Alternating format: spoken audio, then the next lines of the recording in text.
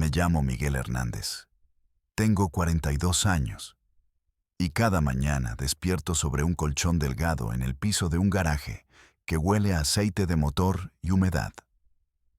Son las 5:30 de la mañana. Y la alarma de mi teléfono celular rompe el silencio como un grito desesperado. El frío de diciembre en Chicago se cuela por las rendijas de la puerta metálica y mis huesos crujen cuando me incorporo. El cemento bajo mi espalda ha dejado su marca en mi cuerpo durante estos últimos 8 meses. A mi lado, en una caja de cartón que encontré detrás del supermercado, guardo mis pocas pertenencias. 2 mudas de ropa, una foto arrugada de mi familia, mi pasaporte mexicano y el rosario que me regaló mi madre antes de morir. El garaje pertenece a don Roberto, un salvadoreño de 60 años que cobra $300 al mes por dejarme dormir aquí.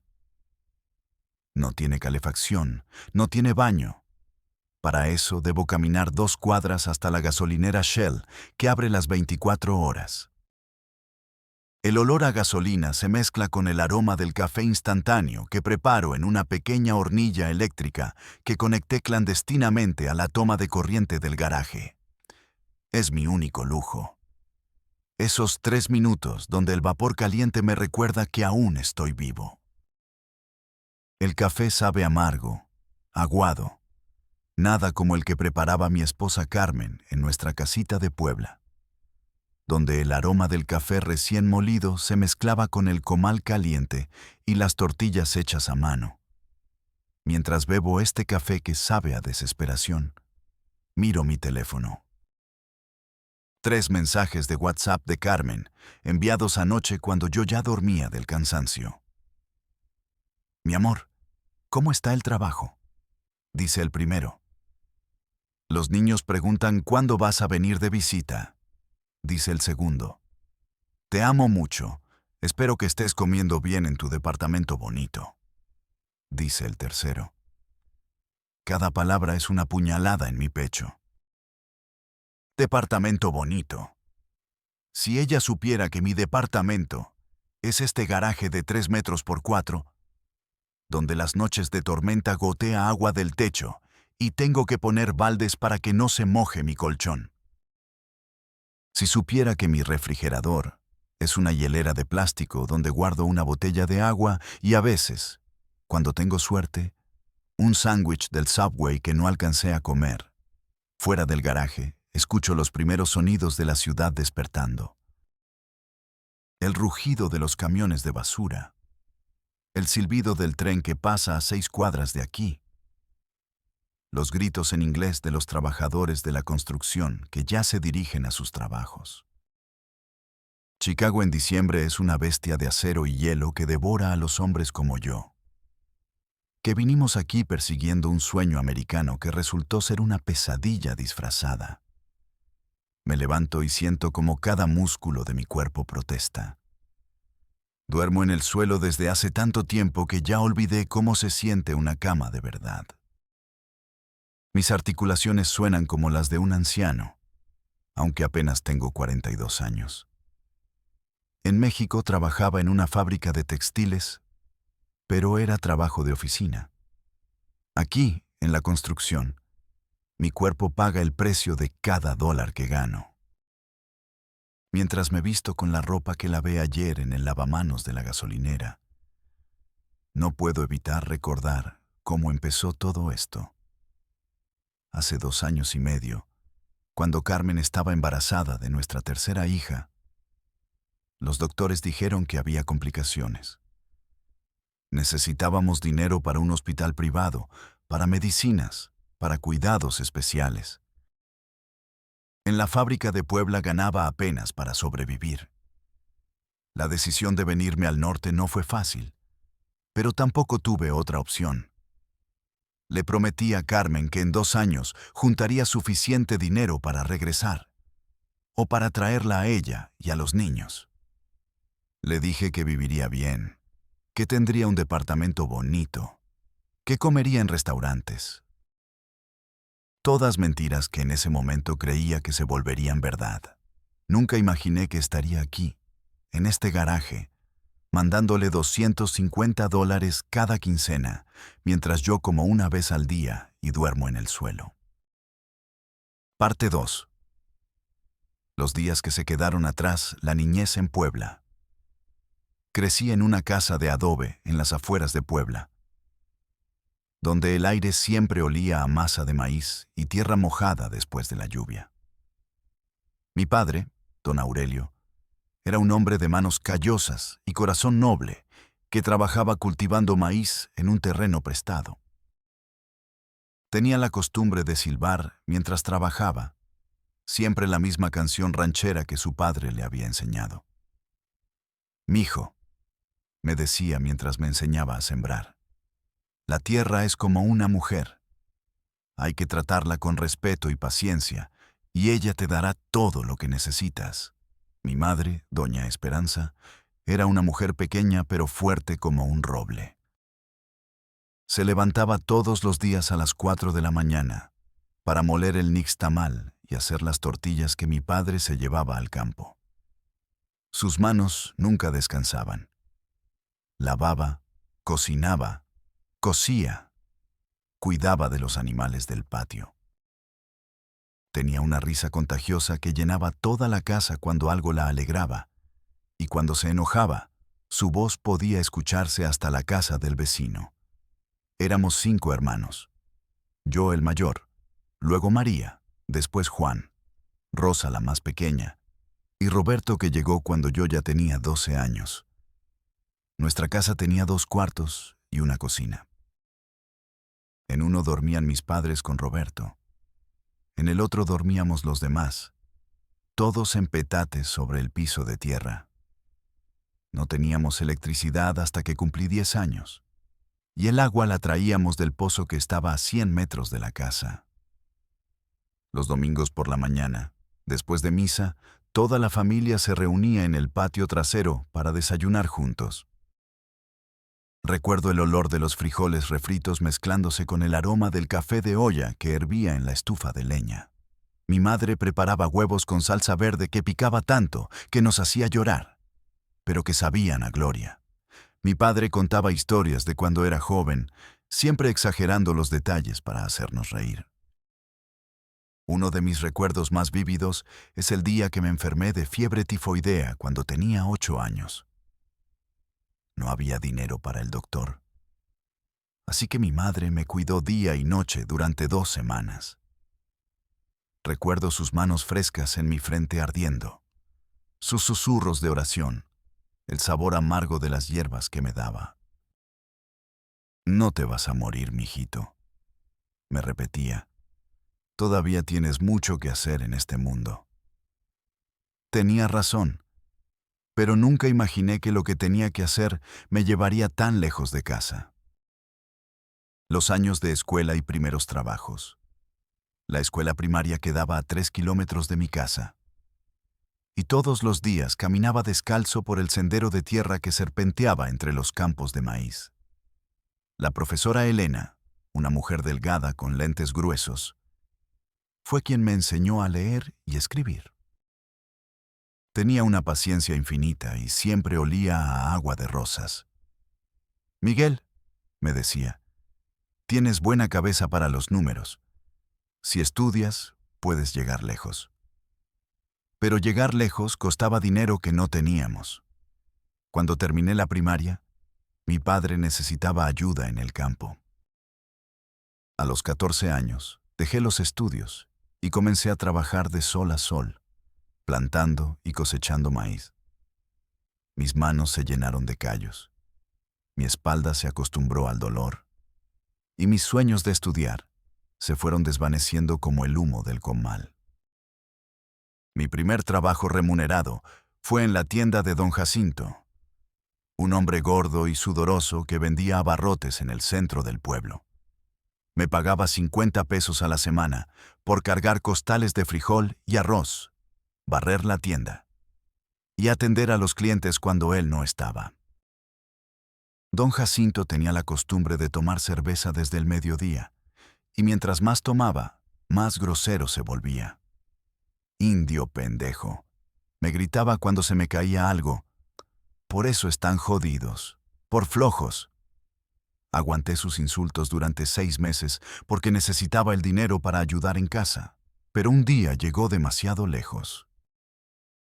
Entre los vecinos del pueblo estaba Lucía, una joven que acudía con frecuencia a por leche para su madre convaleciente. Don Jacinto aprovechaba cada ocasión para dirigirle palabras indebidas, buscando deliberadamente el roce de sus manos al devolverle el cambio. Aquel día, sin embargo, al verla llorar después de que él se sobrepasara con ella, mi paciencia se agotó. «Déjela en paz, don Jacinto», le increpé. Él se volteó con los ojos inyectados de alcohol y me dio una bofetada que me tumbó al suelo. «Lárgate de aquí, pinche indio», me gritó. Me fui, pero jamás me arrepentí. El encuentro con Carmen. Conocí a Carmen en la feria del pueblo cuando yo tenía 18 años. Ella acababa de cumplir 17 y tenía los ojos más bonitos que había visto en mi vida. Grandes, cafés, con pestañas largas que parecían abanicos. Trabajaba en el puesto de elotes de su tía, y cuando me acerqué a comprar uno, su sonrisa me dejó sin palabras. ¿Con mayonesa y chile?, me preguntó con una voz suave como la seda. Yo solo pude asentir, hipnotizado por la manera en que sus manos delicadas untaban la mayonesa y espolvoreaban el chile. Cuando me dio el elote, nuestros dedos se rozaron y sentí como si me hubiera tocado un cable de luz. «¿Cómo te llamas?». «Component Placement», le pregunté, tratando de sonar seguro a pesar de que el corazón me latía como tambor en fiesta. «Carmen», me respondió, y luego agregó riéndose. «¿Y tú? ¿Eres el muchacho que le pegó a don Jacinto?». La noticia había corrido por todo el pueblo, y aparentemente yo era famoso por defender a Lucía. Esa noche no pude dormir. Su imagen se había grabado en mi mente como hierro caliente en la piel del ganado. Al día siguiente volví al puesto de elotes, aunque no tenía dinero para comprar nada. Carmen se dio cuenta y me regaló un esquite. «Para que no vengas con hambre», me dijo guiñándome un ojo. Así comenzó nuestro noviazgo. Cada tarde, después de trabajar en el campo, me bañaba en el río, me ponía mi única camisa limpia y caminaba hasta el centro del pueblo para verla. Nos sentábamos en la banca de la plaza mientras ella me contaba de su día y yo le hablaba de mis sueños. Quería tener mi propia tierra, una casa grande, darle todo lo que se merecía. Nuestro primer beso fue en las fiestas de septiembre, durante los fuegos artificiales. El cielo estaba lleno de colores y la banda tocaba música norteña. Carmen llevaba un vestido blanco que la hacía verse como un ángel. Cuando las luces del castillo iluminaron su cara, no pude resistir más. La tomé de la cintura y la besé suavemente. Sabía a canela y a sueños por cumplir. La vida de casados y los primeros hijos. Nos casamos cuando Carmen cumplió 19 años, en una ceremonia sencilla en la iglesia del pueblo. Mi madre vendió 2 gallinas y un cochino para pagar mi traje, y la familia de Carmen hizo lo mismo para su vestido. La fiesta fue en el patio de mi casa, con mole que prepararon todas las mujeres del barrio y música de mariachi que tocó don Esteban y sus hijos. Esa noche, en nuestra luna de miel en el cuarto que habíamos preparado en la casa de mis padres, Carmen temblaba de nervios. «Tengo miedo», me susurró mientras yo la abrazaba. «Yo también», le confesé, «pero vamos a aprender juntos». Hicimos el amor con la ternura de 2 niños descubriendo el mundo, y después nos quedamos despiertos hasta el amanecer, planeando nuestra vida. Los primeros meses de matrimonio fueron los más felices de mi vida. Carmen se levantaba conmigo a las 5 de la mañana para prepararme el desayuno antes de que me fuera al campo. Hacía las tortillas más suaves del mundo y un café que sabía mejor que el de mi madre, aunque nunca se lo dije a ninguna de las dos. En las tardes, cuando yo regresaba del trabajo, ella me esperaba con agua tibia para lavarme y comida caliente en la mesa. Nuestro primer hijo, Miguel Jr., llegó 10 meses después de la boda. Carmen sufrió mucho durante el parto. Estuvo en trabajo de parto 12 horas y yo caminé de un lado al otro del pasillo del centro de salud como león enjaulado. Cuando finalmente escuché su llanto, lloré como no había llorado desde que murió mi abuela. Era tan pequeño, tan perfecto, con los ojos de su madre y mi nariz respingada. 2 años después nació Sofía, una niña hermosa con el cabello rizado de Carmen y mis manos largas. Era más tranquila que su hermano, siempre sonriendo, siempre contenta. Miguel Jr. la cuidaba como si fuera su tesoro más preciado. Y a mí se me derretía el corazón verlos jugar juntos en el patio. La vida era sencilla pero buena. Habíamos logrado rentar una casita de 2 cuartos cerca del centro del pueblo, y yo había conseguido trabajo en la fábrica textil de don Raúl. No ganaba mucho, pero era suficiente para vivir sin lujos, pero sin hambre. Los domingos íbamos a misa en familia. Después paseábamos por la plaza. Y en las tardes, Carmen hacía agua fresca de horchata mientras los niños jugaban en el patio. La llegada de los problemas. Todo comenzó a cambiar cuando Carmen quedó embarazada por tercera vez. Desde el principio, el embarazo fue diferente. Vomitaba todo el día. Se sentía débil. Y a los 5 meses comenzó a sangrar. El doctor del centro de salud nos dijo que necesitaba reposo absoluto y medicinas caras que no estaban disponibles en el Seguro Popular. Señor Hernández, me dijo el doctor con cara seria, su esposa tiene placenta previa. Es una condición peligrosa. Si queremos salvar a la bebé y a la mamá, necesita atención especializada en un hospital privado de la capital. Cuando me dijo cuánto costaba, sentí como si el mundo se me viniera encima. Eran más de 100,000 pesos, una fortuna que yo no tenía ni podía conseguir. En la fábrica, don Raúl me había prometido un aumento, pero con la crisis económica, tuvo que reducir personal. De 500 pesos a la semana, mi sueldo bajó a 300. Con la renta, la comida, los gastos de los niños y ahora las medicinas de Carmen, no me alcanzaba ni para medio mes. Comencé a buscar trabajos extras. Los fines de semana cargaba bultos en el mercado. Entre semana trabajaba hasta tarde en la fábrica sin que me pagaran horas extras. Vendí mi bicicleta, la televisión, todo lo que tenía algún valor. Pero no era suficiente. Los doctores decían que Carmen necesitaba la operación pronto, y yo me sentía como un hombre ahogándose en alta mar. Una noche, mientras veía a Carmen dormir inquieta, con una mano protegiendo su vientre hinchado, tomé la decisión que cambiaría nuestras vidas para siempre. Mi primo Javier había venido de visita desde Los Ángeles, con dinero en los bolsillos y historias de trabajo abundante en Estados Unidos. Primo, me había dicho, allá en la construcción ganas en una semana lo que aquí ganas en un mes. Si quieres, te ayudo a cruzar. Esa madrugada, mirando el techo agrietado de nuestra casita, sabiendo que en unos meses sería padre de 3 niños y que mi esposa necesitaba una operación que no podía pagar, supe que no tenía otra opción. Tenía que irme al norte, aunque me partiera el alma dejar a mi familia. Parte 3. La decisión más difícil.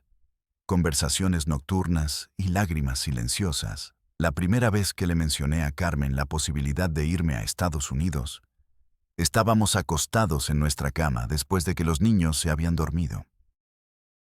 Afuera llovía suavemente, y el sonido de las gotas en el techo de lámina creaba una melodía melancólica que parecía predecir lo que venía.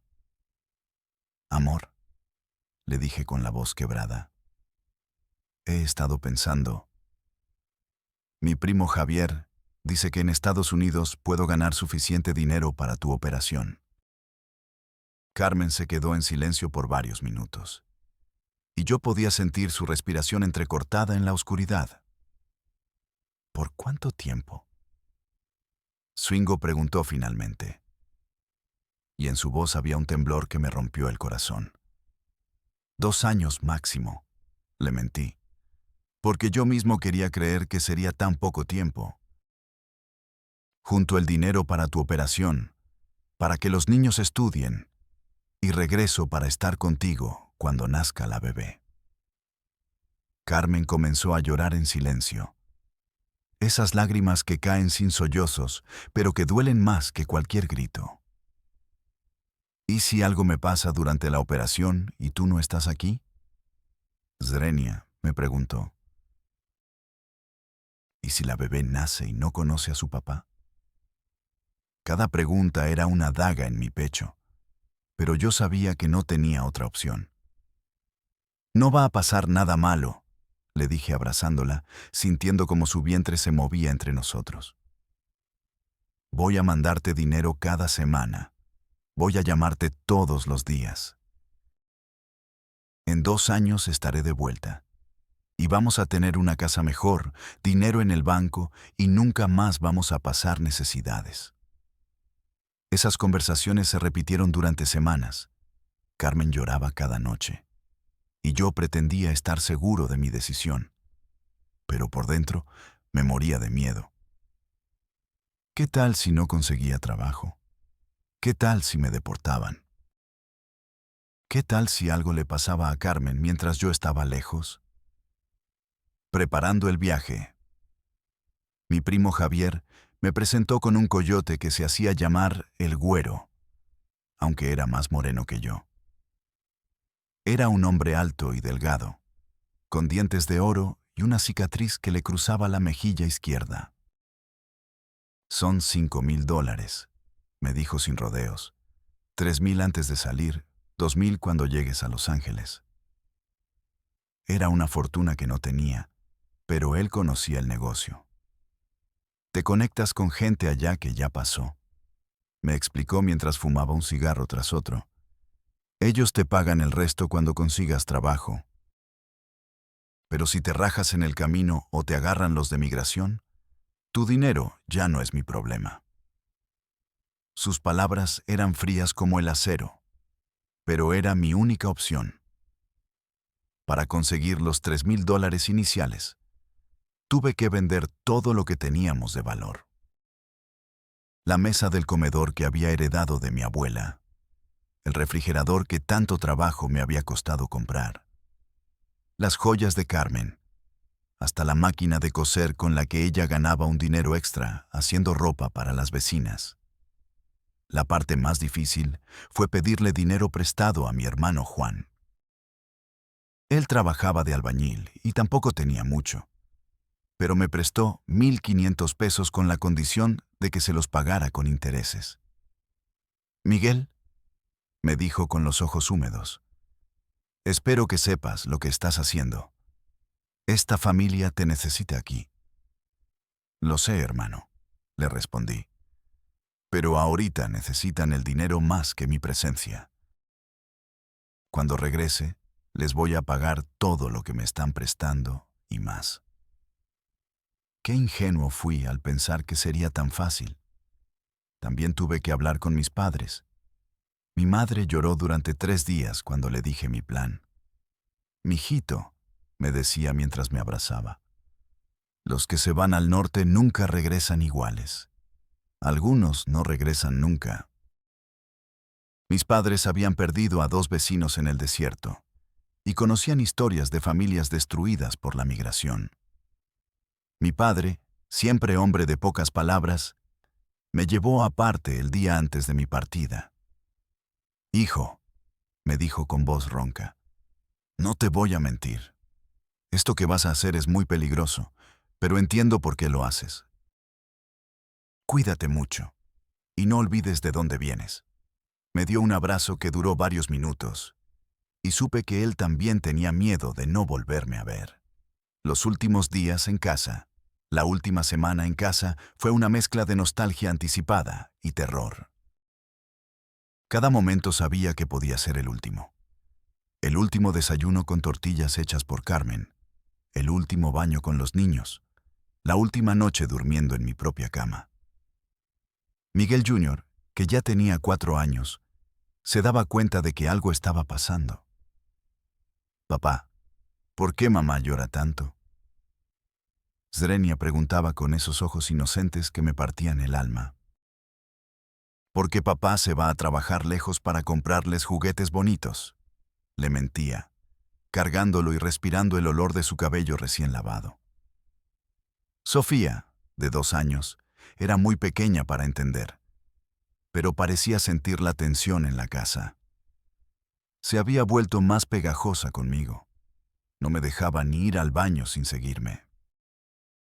Carmen decía que los niños sienten estas cosas, y yo creo que tenía razón. El día antes de partir, Carmen y yo fuimos al río donde nos habíamos conocido. Era un lugar especial para nosotros, donde habíamos pasado tantas tardes de novios, donde le había pedido matrimonio, donde habíamos hecho planes para el futuro. Nos sentamos en la misma piedra donde 11 años antes nos habíamos dado nuestro primer beso.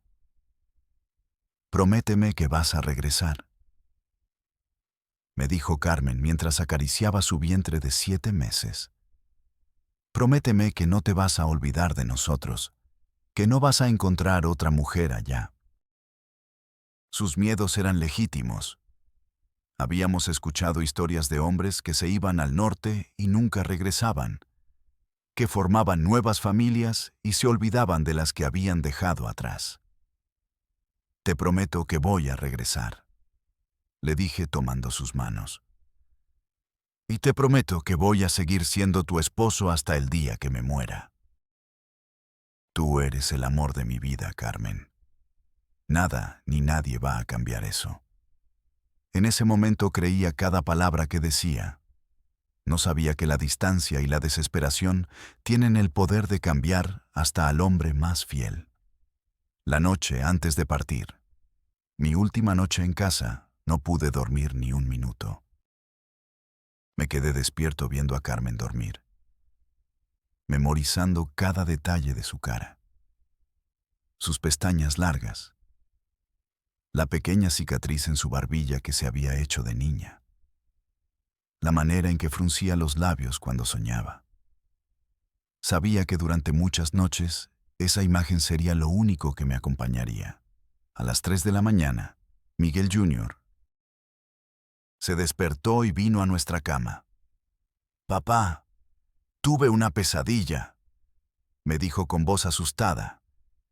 Lo abracé fuerte y le canté la canción de cuna que mi madre me cantaba cuando era niño. «No tengas miedo, mijito», le susurré. «Papá siempre va a cuidarte, aunque esté lejos». En esa última madrugada, escribí 3 cartas. Una para Carmen, una para mis hijos y una para mis padres. En la carta para Carmen le prometía que le escribiría todas las semanas, que le mandaría dinero, que pensaría en ella cada día. En la carta para mis hijos, les explicaba por qué papá tenía que irse, y les pedía que cuidaran a su mamá. En la carta para mis padres, les agradecía todo lo que habían hecho por mí y les pedía perdón por preocuparlos. Guardé las cartas en el mismo lugar donde Carmen guardaba sus documentos importantes, con una nota que decía: «Abran solo si algo me pasa». Nunca pensé que tardaría 2 años y medio en regresar a casa, y que cuando lo hiciera, ya nada sería igual. Parte 4. El cruce y los primeros días de supervivencia. La despedida definitiva. El autobús que me llevaría a Tijuana salía a las 6 de la mañana desde la central de autobuses de Puebla. Carmen insistió en acompañarme a pesar de su estado de embarazo avanzado. Llevábamos a los niños dormidos en nuestros brazos. Miguel Jr. en los míos, Sofía en los de Carmen. El peso de mi hijo contra mi pecho se sentía como el peso de toda la responsabilidad del mundo. En la central de autobuses, el aire olía a diésel, a comida frita de los puestos y a los nervios de las decenas de familias que se despedían. No éramos los únicos viviendo esta tragedia. Había hombres llorando con sus esposas, madres bendiciendo a sus hijos adultos, niños preguntando por qué papá se subía al autobús sin ellos. Cuídate mucho, me decía Carmen una y otra vez, como si las palabras fueran un escudo protector. Come bien, no hagas nada peligroso, llámame en cuanto llegues. Sus manos temblaban mientras arreglaba mi camisa, como si fuera la última vez que podría hacerlo. Miguel Jr. se despertó justo cuando estaban llamando a los pasajeros para abordar. «Papá, ¿me vas a traer un regalo?» «Zrenia», me preguntó con voz dormida. «Sí, mijito», le respondí con la garganta cerrada. «Te voy a traer muchos regalos». En ese momento Sofía también despertó y comenzó a llorar, como si sintiera que algo malo estaba pasando. El último abrazo con Carmen duró una eternidad y un segundo al mismo tiempo. Sentí su vientre contra el mío, sintiendo las pataditas de nuestra hija por nacer. «Dile a la bebé que papá la ama», le susurré al oído. «Díselo tú cuando regreses», me respondió sollozando. Subir a ese autobús fue lo más difícil que había hecho en mi vida. Mientras encontraba mi asiento junto a la ventana, veía a Carmen parada en el andén con los niños, agitando la mano y tratando de sonreír. El autobús arrancó, y yo pegué mi cara al cristal para verlos hasta que se perdieron entre la multitud. Esa imagen se quedó grabada en mi retina como una quemadura. El viaje a la frontera. El viaje a Tijuana duró 36 horas. Compartí el asiento con un hombre mayor de Oaxaca que también iba a cruzar la frontera. Se llamaba Don Eusebio y tenía 62 años. Pero la necesidad lo había forzado a intentar el cruce por primera vez en su vida. «Mi nieta necesita una operación del corazón», me contó con lágrimas en los ojos. «Los doctores dicen que si no se opera pronto, se puede morir». Durante el viaje, Don Eusebio y yo nos hicimos compañía contándonos nuestras historias. Él había vendido sus 2 vacas y había pedido prestado dinero a toda la familia para pagar el coyote. «Nunca pensé que a mi edad estaría haciendo esto», me decía mientras veíamos pasar el paisaje mexicano por la ventana. «Pero cuando se trata de la familia, uno hace lo que sea». En cada parada del autobús, llamaba a Carmen desde los teléfonos públicos. «¿Cómo te sientes?», Zrenia preguntaba. «¿Han pateado mucho las niñas?». Siempre terminaba las llamadas diciendo, «Te amo», y escuchando su voz quebrada responder, «Yo también te amo. Regresa pronto». Cuando llegamos a Tijuana, el contraste con mi pueblo natal fue como llegar a otro planeta. La ciudad era enorme, ruidosa, olía a smog y a desesperación. Había vendedores ambulantes por todas partes, niños pidiendo limosna y una sensación general de caos que me puso nervioso inmediatamente. El güero nos recogió en una camioneta destartalada, junto con otros 8 hombres que también iban a cruzar. Todos veníamos del sur de México: Chiapas, Oaxaca, Puebla, Guerrero. Éramos campesinos, albañiles, trabajadores de fábrica, todos unidos por la misma desesperación económica y el mismo sueño americano. La casa de seguridad. Nos llevaron a una casa en las afueras de Tijuana donde pasaríamos 3 días esperando el momento adecuado para cruzar. Era una casa pequeña, sucia, con ventanas tapadas con cartón para que nadie pudiera ver adentro. Dormíamos en el suelo, 15 hombres en 2 cuartos, comiendo frijoles y tortillas duras una vez al día. El olor de la casa era una mezcla de sudor, miedo y falta de higiene. No había agua caliente, y solo nos dejaban usar el baño de 2 en 2 por las noches. Durante el día teníamos que estar en silencio para no llamar la atención de los vecinos. El güero nos había advertido: si hacen ruido, si alguien los ve, si algún cabrón se pone nervioso y se raja, todos nos jodemos. En esa casa conocí a Roberto, un joven de 19 años de Chiapas, que venía solo porque su familia había perdido su terreno de café debido a una plaga. Es mi primera vez lejos de mi pueblo, me contó la primera noche, temblando no solo de frío, sino de miedo. No sé ni leer bien, pero dicen que allá del otro lado no importa si sabes leer, lo importante es trabajar duro. También estaba Tomás, un hombre de 45 años de Guerrero que ya había cruzado 3 veces anteriormente. La primera vez es la más difícil, nos decía con la experiencia de alguien que conocía la rutina. Pero después te acostumbras. El truco es no pensar en la familia, no pensar en nada, solo caminar y seguir las instrucciones del pollero. Las noches en esa casa fueron las más largas de mi vida. Mientras escuchaba los ronquidos y susurros de los otros hombres, pensaba en Carmen durmiendo sola en nuestra cama, probablemente con una mano protegiendo su vientre. Pensaba en Miguel Jr., preguntándose dónde estaba papá, y en Sofía buscándome por toda la casa. El cruce del río, la tercera noche, el güero llegó a las 2 de la mañana. «Órale, cabrones, ya es hora», nos gritó en voz baja. «El que no esté listo en 5 minutos se queda». Nos habíamos acostado vestidos, así que solo tuvimos que agarrar nuestras pequeñas mochilas con lo indispensable: una botella de agua, algo de comida y los pocos pesos que nos quedaban. Nos subieron a la parte de atrás de una camioneta cubierta con una lona. Íbamos tan apretados que apenas podíamos respirar. El viaje hasta el río duró 1 hora, y durante todo el trayecto mi corazón latía tan fuerte que pensé que los demás podrían escucharlo.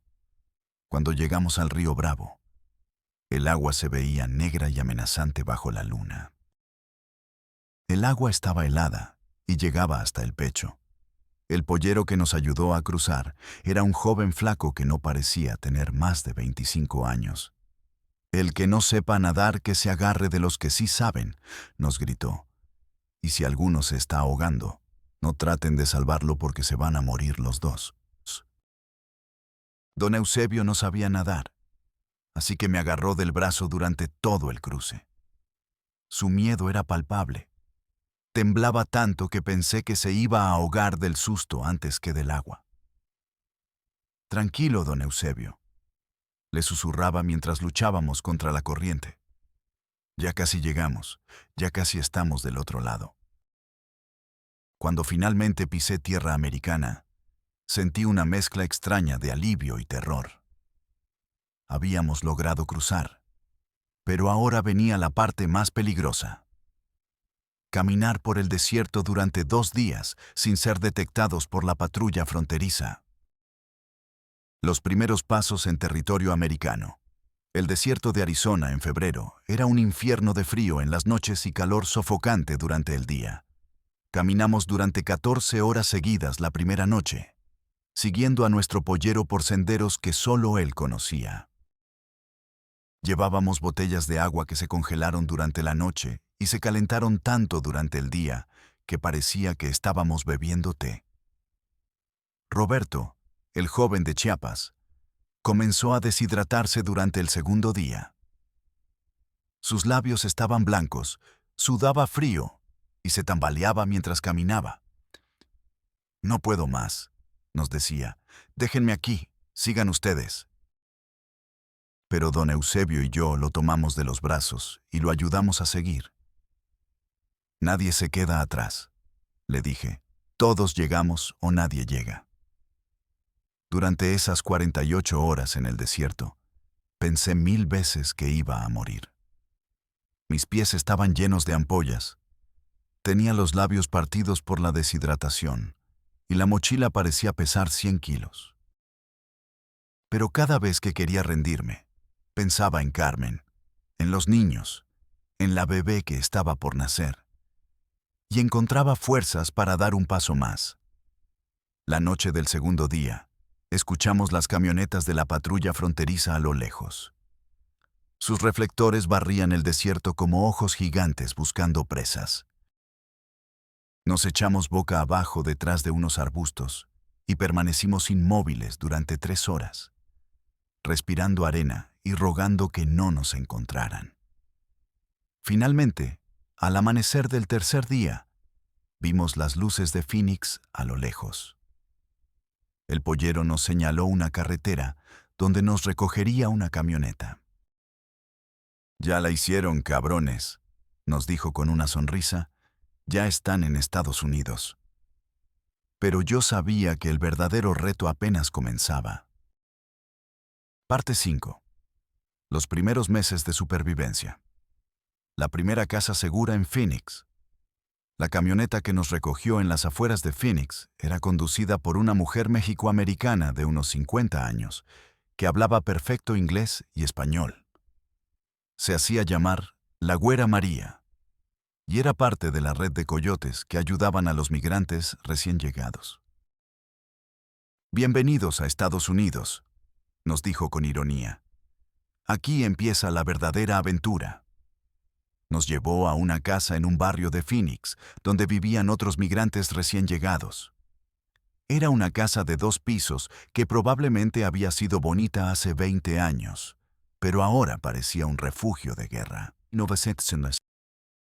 Las paredes tenían agujeros tapados con cartón.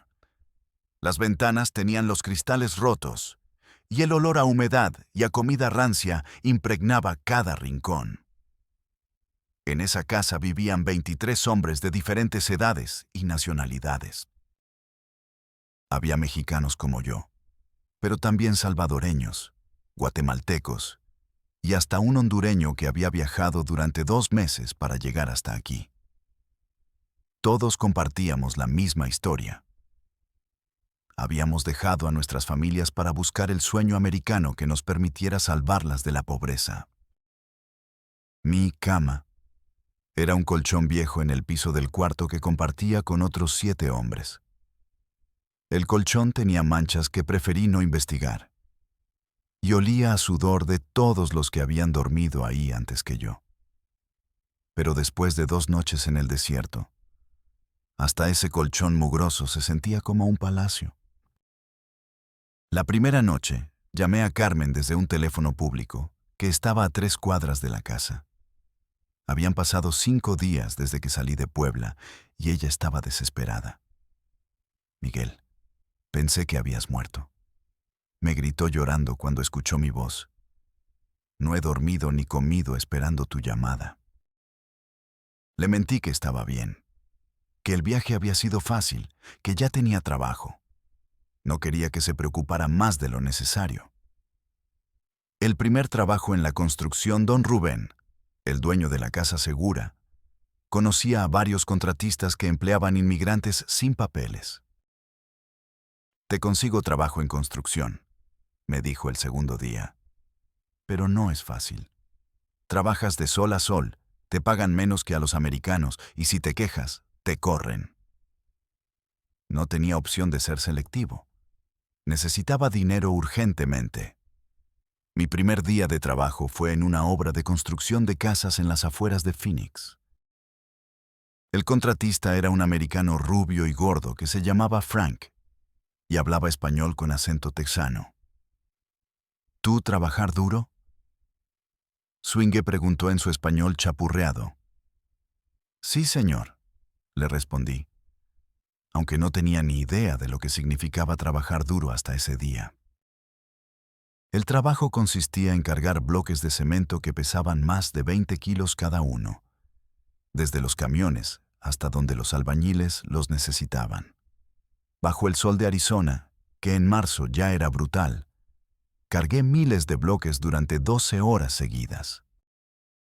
Mis manos, acostumbradas al trabajo de oficina en la fábrica textil, se llenaron de ampollas en las primeras 2 horas. Trabajaba junto a otros 6 mexicanos, todos sin documentos, todos con historias similares a la mía. Estaba Joaquín, un hombre de Michoacán de 35 años que había dejado a su esposa y 4 hijos. Carlos, de Guanajuato, que enviaba dinero para que su madre diabética pudiera comprar insulina. Y Raúl, de Jalisco, que trabajaba para pagar los estudios universitarios de su hija. Durante el descanso del mediodía, nos sentábamos a la sombra de los camiones y compartíamos las tortillas y frijoles que habíamos empacado en la mañana. El primer año es el más difícil, me decía Joaquín mientras se sobaba las manos adoloridas. Después, el cuerpo se acostumbra, pero el corazón nunca se acostumbra a estar lejos de la familia. La realidad del dinero. Al final de mi primera semana, Frank me pagó $400 en efectivo. Era más dinero del que había visto junto en mi vida. Pero cuando hice las cuentas, me di cuenta de que la realidad era más compleja de lo que había imaginado. De esos $400, 100 se los tenía que dar a don Rubén por la renta del colchón y la comida básica. Otros $50 se iban en gastos mínimos: jabón, pasta de dientes, llamadas telefónicas a Carmen, transporte al trabajo. Me quedaban $250 para enviar a casa, que en pesos mexicanos eran como 3,000 pesos. Era 3 veces más de lo que ganaba en la fábrica textil. Pero el costo emocional era incalculable. La primera vez que fui al Western Union para enviar dinero a Carmen, mis manos temblaban mientras llenaba la forma. Envié $200 y guardé 50 para emergencias. Cuando llamé a Carmen para darle el número de confirmación, se puso a llorar de alegría. «Miguel, es más dinero del que habíamos visto nunca», me decía. «Los niños van a estar tan contentos cuando sepan que papá les mandó dinero». Pero yo sabía que $200 no eran suficientes para la operación de Carmen, que costaba el equivalente a $10,000. A ese ritmo, necesitaría 50 semanas para juntar el dinero, y Carmen no podía esperar tanto. Tenía que encontrar la manera de ganar más dinero, más rápido. Buscando trabajos adicionales. Para ganar más dinero, comencé a buscar trabajos adicionales durante las noches y los fines de semana. Don Rubén me conectó con un restaurante mexicano donde necesitaban a alguien para lavar platos los viernes y sábados por la noche. El dueño era un mexicano de segunda generación que hablaba inglés perfecto, pero español con acento pocho. «Te pago $8 la hora», me dijo, «pero tienes que trabajar rápido. Este lugar se llena los fines de semana y no podemos quedarnos sin platos limpios». Trabajar en el restaurante después de 12 horas en la construcción era agotador, pero significaba otros $120 a la semana. Los domingos comencé a trabajar en los jardines de las casas ricas de Scottsdale. Un compañero de la Casa Segura me enseñó a usar las podadoras y me explicó cómo convencer a los americanos ricos de que necesitaban sus jardines más bonitos. «Los gringos ricos son fáciles», me decía. «Les gusta que todo se vea perfecto, y no les importa pagar bien si haces buen trabajo». Mi inglés era básico, pero aprendí las frases necesarias. «Good morning, sir. Beautiful garden. $20, very good price». Con señas y sonrisas, lograba comunicarme lo suficiente para conseguir trabajo. En un domingo bueno, podía ganar hasta $100 cortando césped y podando arbustos.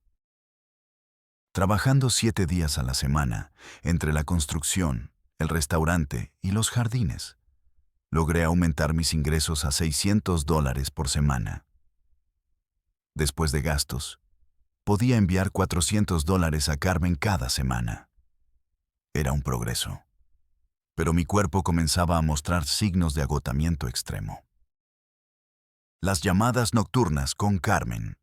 Cada noche, sin importar qué tan cansado estuviera, caminaba 3 cuadras hasta el teléfono público para llamar a Carmen. Esas llamadas de 10 minutos eran lo único que me mantenía cuerdo en medio de la locura de trabajar como esclavo en un país extraño. ¿Cómo están los niños?, Swing preguntaba siempre primero.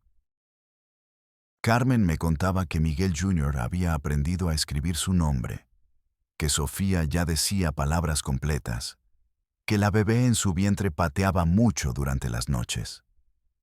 Creo que va a ser futbolista como su papá, me decía riéndose, recordando mis días jugando en el equipo del pueblo.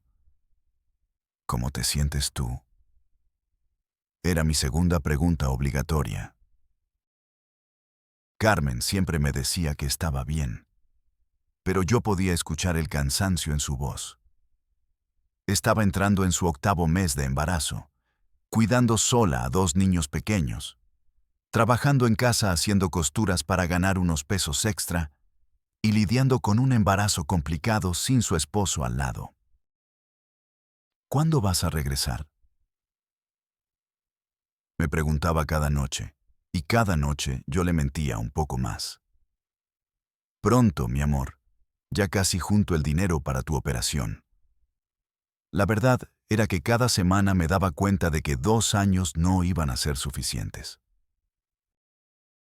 La vida en Estados Unidos era más cara de lo que había calculado, y el dinero se esfumaba más rápido de lo que llegaba. Durante esas llamadas nocturnas, podía escuchar los sonidos de mi casa en el fondo. A Miguel Jr. jugando con sus carritos, a Sofía balbuceando mientras veía televisión, el ruido del comal donde Carmen preparaba las tortillas para la cena. Esos sonidos familiares me transportaban a casa por unos segundos. Pero cuando colgaba el teléfono, la realidad del teléfono público en una esquina de Phoenix me golpeaba como un puñetazo. El nacimiento de mi tercera hija. El 15 de abril, mientras estaba cargando bloques de cemento bajo el sol implacable de Arizona, recibí la llamada que había estado esperando y temiendo durante meses. Mi cuñada me habló al celular prestado de un compañero de trabajo para decirme que Carmen había entrado en trabajo de parto. Miguel, tienes que venir rápido, me gritaba por el teléfono mi cuñada entre sollozos. Carmen está muy mal. Los doctores dicen que hay complicaciones. Sentí como si el mundo se detuviera. Estaba a 2.000 millas de distancia, sin dinero para un boleto de avión, sin documentos para regresar legalmente, viendo a mi esposa sufrir sin poder hacer nada. Dile que no tengo miedo, le grité por el teléfono. Dile que estoy con ella, que la amo, que todo va a salir bien. Pero mis palabras sonaban huecas hasta para mí mismo. ¿Cómo podía estar con ella cuando estaba del otro lado del continente? ¿Cómo podía protegerla cuando ni siquiera podía protegerme a mí mismo? Dejé el trabajo ese día y me fui corriendo a la casa segura. Don Rubén me prestó su teléfono para estar en contacto constante con mi familia. Durante 8 horas, recibí llamadas cada media hora con actualizaciones del hospital. Carmen había perdido mucha sangre. La bebé estaba en posición peligrosa. Necesitaban hacer cesárea de emergencia. A las 11 de la noche, hora de México, mi hermano Juan me llamó con voz quebrada. Miguel, ya nació la niña, me dijo. Está bien, es perfecta. Pero Carmen perdió mucha sangre. Está muy débil. Cuando me dijo que habían decidido llamar a la bebé Esperanza, como mi madre que había muerto años antes, lloré como no había llorado desde que era niño. ¿Puedo hablar con Carmen? Zrenia, le pregunté desesperado. Está dormida, hermano. La anestesia todavía no se le quita. Pero antes de que la durmieran, dijo que te dijera que te ama y que está orgullosa de ti. Esas palabras me dieron fuerzas y me destrozaron al mismo tiempo. Los primeros meses sin conocer a mi hija Esperanza. Tenía ya 3 meses cuando finalmente pude verla por primera vez a través de una videollamada borrosa en un internet café de Phoenix. Carmen la cargaba en brazos, mientras Miguel Jr. y Sofía hacían muecas para la cámara. Mi nueva hija era hermosa, con el cabello negro de Carmen y mis ojos almendrados. Dile hola a papá, le susurraba Carmen al oído, como si la bebé pudiera entender. Esperanza me miraba a través de la pantalla con esos ojos curiosos que todos los bebés tienen, sin saber que el hombre en la computadora era su padre. Esa distancia me dolía más que cualquier trabajo físico que hubiera hecho. Se parece a ti cuando eras bebé, me decía Carmen mientras la mecía suavemente. Tiene tu nariz y tu forma de fruncir el ceño cuando está enojada. Yo me quedaba callado porque no sabía qué decir. ¿Cómo podía conocer a mi hija a través de una pantalla? ¿Cómo podía ser padre desde 2000 millas de distancia? Miguel Jr., que ya tenía 5 años, había comenzado a hacer preguntas difíciles. Mamá, ¿por qué papá no viene a conocer a mi hermanita? Preguntaba con esa lógica simple de los niños que hace que las excusas de los adultos suenen absurdas. Carmen le explicaba que papá estaba trabajando muy lejos para comprarles cosas bonitas. Pero yo veía en sus ojos que el niño no entendía por qué era más importante el dinero que estar con la familia. Durante esos primeros meses después del nacimiento de Esperanza, caí en una depresión profunda. Trabajaba como autómata, cumpliendo con mis rutinas pero sin sentir nada. Por las noches, después de las llamadas con Carmen, me quedaba despierto pensando en todo lo que me estaba perdiendo. Los primeros sonidos de mi hija, sus primeras sonrisas, la sensación de cargarla en mis brazos.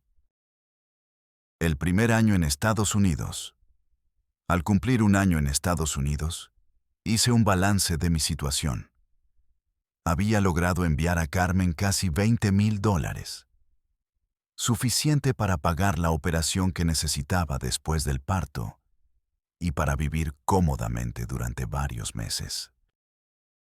Los niños estaban bien. Carmen se había recuperado completamente y Esperanza crecía sana y hermosa. Pero yo había pagado un precio terrible. Había perdido 30 libras de peso. Tenía las manos destrozadas por el trabajo de construcción y no había tenido un solo día de descanso completo en 12 meses. Más importante aún, me había perdido el primer año de vida de mi hija y los momentos cruciales del crecimiento de mis otros 2 hijos. Ya tienes suficiente dinero para regresar, me decía Carmen durante nuestras llamadas nocturnas. Los niños te necesitan aquí. Pero yo sabía que $20,000 no eran suficientes para asegurar el futuro de mi familia. En México, ese dinero duraría 2 años máximo, y después estaríamos en la misma situación de pobreza que me había obligado a migrar. Dame un año más, le pedía a Carmen. Un año más y junto suficiente dinero para comprar un terreno, para poner un negocio, para que nunca más tengamos que separarnos. Carmen siempre decía que sí, pero yo podía escuchar la resignación en su voz. Estaba cansada de esperar, cansada de criar sola a 3 niños, cansada de ser una viuda de migrante. Parte 6. La vida en el garaje de Don Roberto. El cambio de vivienda. Después de un año viviendo en la casa segura de don Rubén, la situación se volvió insostenible. Llegaron más migrantes, la casa se llenó hasta el tope, y los conflictos entre los inquilinos se hicieron constantes.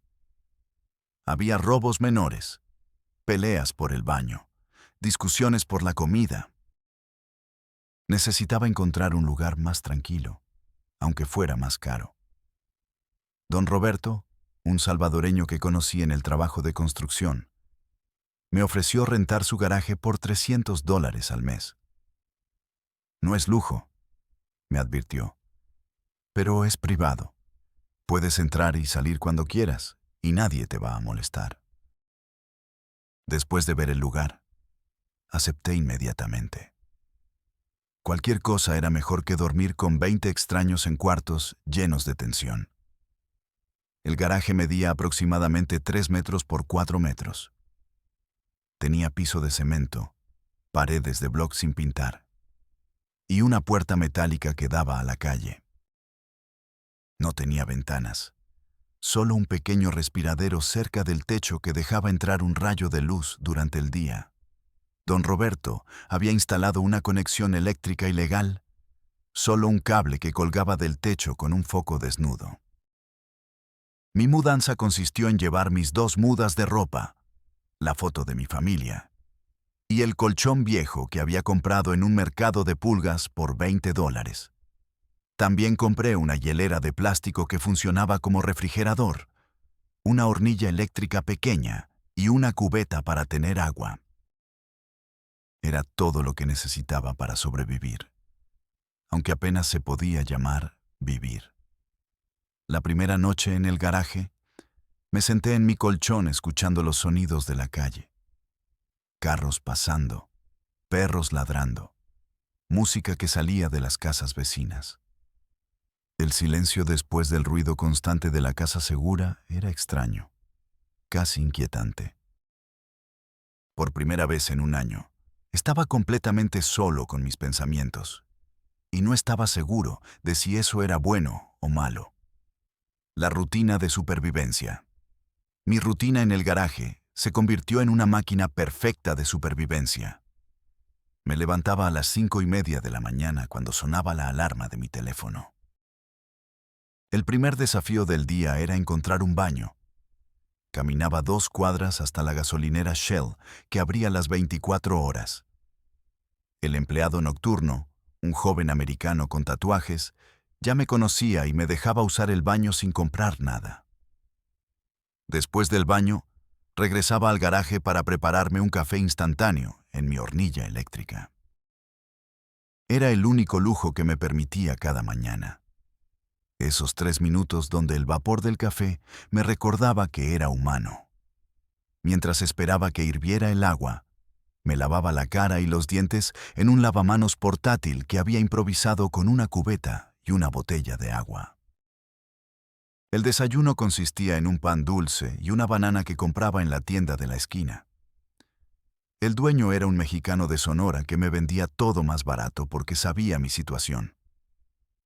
Aquí todos andamos en las mismas, me decía mientras me daba el cambio. Unos días son buenos, otros días son jodidos, pero siempre hay que seguir adelante. A las 6:30 estaba esperando en la esquina donde pasaba José, un colombiano que trabajaba en la misma obra de construcción. Me daba aventón al trabajo por $5 a la semana, que era mucho más barato que el autobús público. Durante el viaje de media hora, José me contaba de su familia en Bogotá, y yo le contaba de la mía en Puebla. Esas conversaciones matutinas eran a veces la única interacción humana normal que tenía en todo el día. Los inviernos en el garaje. El primer invierno en el garaje casi me mata. Chicago tiene inviernos brutales, y el garaje no tenía calefacción. Durante diciembre y enero, las temperaturas bajaban hasta los 20 grados bajo cero. Mi aliento se condensaba en nubes blancas, y a veces me despertaba con escarcha en las pestañas. Compré 4 mantas usadas en el Ejército de Salvación por $30, y dormía completamente vestido, incluyendo gorro y guantes. Aún así, muchas noches no podía dormir del frío. Me quedaba despierto temblando, haciendo ejercicios isométricos bajo las mantas para generar calor corporal, contando los minutos hasta que llegara la mañana. El agua de mi hielera se congelaba durante las noches más frías. Tenía que descongelarla con la hornilla eléctrica todas las mañanas, un proceso que me tomaba otros 15 minutos preciosos. A veces, cuando estaba desesperado por calentarme, encendía la hornilla solo para sentir el calor, aunque sabía que era peligroso en un espacio tan pequeño.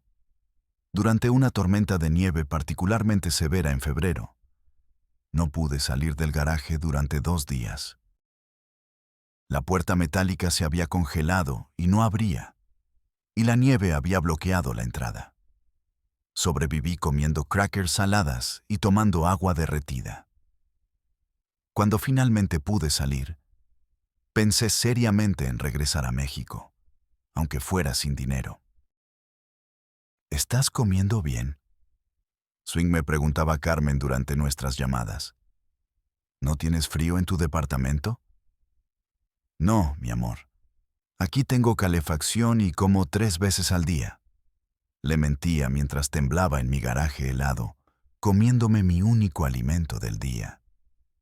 Un sándwich de jamón y queso que había comprado en el Subway. Las noches de soledad extrema. Las noches en el garaje eran cuando la soledad me atacaba con más fuerza. Después de trabajar 14 horas, regresar al garaje y hacer mi llamada diaria a Carmen, me quedaban unas 3 horas antes de dormir. Esas 3 horas se sentían como una eternidad. No tenía televisión, no tenía radio, solo mi teléfono celular con datos limitados. A veces escuchaba música mexicana en YouTube hasta que se me acababan los datos. Las canciones rancheras me hacían llorar porque me recordaban los domingos en casa, cuando toda la familia se reunía para comer y mi padre ponía su música favorita. Otras noches, cuando no podía aguantar más la soledad, caminaba por las calles del barrio. Phoenix de noche es una ciudad diferente, más peligrosa, más solitaria, llena de gente como yo que vive en las sombras. Pasaba por los bares donde otros mexicanos gastaban su dinero ganado con sangre, por las casas donde familias americanas cenaban juntas frente a televisores gigantes, por las iglesias donde a veces se escuchaban coros practicando. Durante esas caminatas nocturnas, fantaseaba con escenarios diferentes. Imaginaba que Carmen y los niños aparecían sorpresivamente en Phoenix, que habían conseguido visas milagrosas y venían a vivir conmigo. Imaginaba que ganaba la lotería y podía regresar a México millonario. Imaginaba que encontraba un trabajo mejor, con papeles, con beneficios, con respeto. Pero cuando regresaba al garaje, la realidad me golpeaba como agua fría. Seguía siendo un indocumentado durmiendo en el suelo, mandando dinero a una familia que cada día se sentía más lejana, viviendo una vida que no era vida sino pura supervivencia. La evolución de las llamadas con Carmen. Con el paso de los meses, las llamadas telefónicas con Carmen comenzaron a cambiar. Al principio, hablábamos durante media hora cada noche, contándonos todo lo que había pasado en nuestros días. Pero gradualmente, las conversaciones se volvieron más cortas, más mecánicas, llenas de silencios incómodos. ¿Cómo está el trabajo? Zrenia, me preguntaba Carmen. Bien, le respondía. ¿Cómo están los niños? Zrenia, preguntaba yo. Bien, me respondía ella. Esos bien se convirtieron en muros entre nosotros, ocultando verdades que ninguno de los dos quería enfrentar. Carmen había comenzado a salir más con sus amigas, según me contaba. Las comadres me invitaron al bautizo de la hija de María. Me decía, fui sola, pero estuvo bonito. Al principio me alegraba que estuviera socializando, pero después comencé a sentir celos irracionales. ¿Con quién bailó en el bautizo? ¿Había hombres solteros ahí? La veían como una mujer disponible. Los niños también comenzaron a cambiar. Miguel Jr., que ahora tenía 6 años, a veces no quería hablar conmigo por teléfono. Está jugando, me decía Carmen. Después te habla. Pero yo sabía que el niño estaba comenzando a olvidarse de mí. Para él, papá se estaba convirtiendo en una voz en el teléfono, no en una persona real. Esperanza, que ya tenía 1 año y medio, no me conocía en absoluto. Cuando Carmen trataba de ponerla al teléfono, la niña lloraba porque escuchaba la voz de un extraño.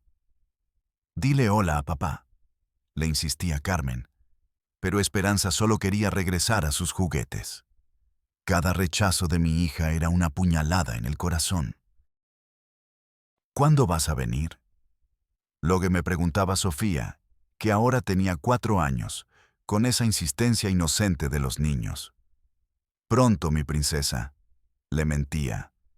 Papá está juntando dinero para comprarles una casa bonita. Pero pronto se había convertido en una palabra vacía que repetía sin creer en ella. Parte 7. La crisis y el punto de quiebre. El accidente en la obra. Todo cambió un martes de agosto cuando llevaba 2 años y 4 meses en Estados Unidos.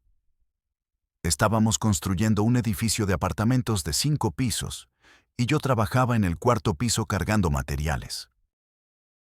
Era un día particularmente caluroso, con temperaturas de más de 110 grados Fahrenheit, y todos estábamos agotados desde temprano. Alrededor de las 2 de la tarde, mientras cargaba una viga de acero de casi 100 kilos junto con Joaquín, mi compañero de Michoacán, escuché un crujido extraño. ¿Escuchaste eso? Component placement, le pregunté, pero él solo se encogió de hombros. 30 segundos después, una sección del andamio donde estábamos parados se desplomó. Caí 4 metros hasta el 3.er piso, aterrizando sobre un montón de varillas de acero. El dolor en mi espalda baja fue inmediato e insoportable, como si alguien me hubiera clavado un cuchillo caliente en la columna vertebral. Joaquín tuvo suerte y cayó sobre sacos de cemento, lastimándose solo el brazo derecho. Frank, el contratista, llegó corriendo cuando escuchó el estruendo. Su primera preocupación no fue mi salud, sino las posibles consecuencias legales. ¿Estás bien? Component Placement me preguntó nervioso. ¿Puedes caminar? Traté de levantarme, pero el dolor era tan intenso que me quedé tirado en el suelo, respirando con dificultad. Necesito ir al hospital, le dije en mi inglés básico. Frank me miró con pánico en los ojos. Contratar indocumentados ya era ilegal, pero si me llevaba al hospital, tendría que explicar por qué tenía empleados sin seguro médico trabajando en condiciones peligrosas. Te doy $500, me ofreció Frank, pero no podemos ir al hospital. Si vas al hospital, todos nos metemos en problemas con inmigración. $500 por una espalda potencialmente destrozada. Era la primera vez que entendí completamente lo que significaba ser invisible en este país. Tratando de curarme solo, sin acceso a atención médica real, tuve que intentar curarme solo en mi garaje. Frank cumplió su promesa de los $500. Y además me dio una botella de pastillas para el dolor que había conseguido de quién sabe dónde. Son muy fuertes, me advirtió. Tómate solo una cuando el dolor sea insoportable. Durante las siguientes 2 semanas, no pude trabajar. Me quedé en el garaje, acostado en mi colchón, moviéndome lo menos posible. El dolor era constante, una combinación de punzadas agudas y un dolor sordo que se extendía desde la espalda baja hasta las piernas. Algunas mañanas no podía ni sentarme sin gritar. Don Roberto se portó como un hermano durante esos días. Me traía comida, me ayudaba a ir al baño cuando el dolor era demasiado intenso para caminar hasta la gasolinera, y no me cobró la renta de esas 2 semanas. Aquí nos cuidamos entre nosotros, me decía, porque nadie más lo va a hacer. El problema era que sin trabajar, no tenía dinero para enviar a Carmen. Por primera vez en 2 años, no pude mandarle su giro semanal. Cuando la llamé para explicarle la situación, traté de minimizar la gravedad del accidente. Me lastimé un poquito la espalda, le dije, pero ya estoy mejor. La próxima semana te mando doble. ¿Estás seguro de que estás bien? Serenia, me preguntó Carmen con voz preocupada. Tu voz suena extraña. Es que tengo un poquito de gripe. Le mentí, mientras me mordía los labios para no gritar del dolor. No te preocupes, mi amor, todo está bajo control. El regreso al trabajo y las consecuencias. Después de 2 semanas, regresé al trabajo aunque todavía tenía mucho dolor. No tenía opción. Necesitaba el dinero urgentemente. Frank me puso en trabajos más ligeros, cargando materiales pequeños y barriendo el área de construcción.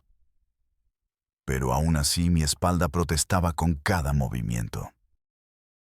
Las pastillas para el dolor se convirtieron en mi mejor amigo y mi peor enemigo. Me permitían trabajar, pero me dejaban con la mente nublada y el estómago revuelto. Comencé tomando una por la mañana, pero pronto necesité una por la mañana y otra por la tarde. A los 2 meses, ya me tomaba 4 pastillas al día solo para funcionar. Mi rendimiento en el trabajo se deterioró notablemente. Era más lento, cometía más errores, y a veces me quedaba parado en un lugar sin saber qué estaba haciendo. Frank comenzó a perder la paciencia conmigo. Miguel, si no puedes trabajar bien, tengo que buscar a alguien más, me amenazó un día. El miedo a perder el trabajo me hizo empujar mi cuerpo más allá de sus límites. Trabajaba a través del dolor. Tomaba más pastillas para aguantar. Y llegaba al garaje cada noche completamente destrozado. Algunas noches no podía ni quitarme las botas. Me quedaba dormido completamente vestido en el colchón. La adicción a las pastillas se desarrolló gradualmente, tan sutilmente que no me di cuenta hasta que ya era demasiado tarde. Comencé a necesitarlas no solo para el dolor físico, sino también para el dolor emocional.